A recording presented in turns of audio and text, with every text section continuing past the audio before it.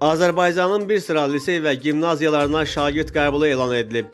Bu barədə Təhsil İnstitutu məlumat yayıb. Məlumata görə 2025-2026-cı tədris ili üzrə Bakı şəhəri və ölkənin müxtəlif bölgələrində yerləşən şagird qəbulu mərkəzləşdirilmiş imtahanla həyata keçirilən bir sıra lisey və gimnaziyalara qəbul prosesində start verilir. Ərizə qəbulu iyunun 5-dən 20-sinə dək aparılacaq. Bunun üçün valideyn və ya qanuni nümayəndə şəxsi kabinetində sorğu yerləşdir bölməsinə daxil olaraq mərkəzi imtahanla qəbul düyməsini sıxmaqla imtahanın keçiriləcəyi mərkəzi seçməlidir. Qəbul yalnız 6-cı sinif şagirdlərinə şamil olunur və 7-ci sinifə qəbul üçün həyata keçirilir.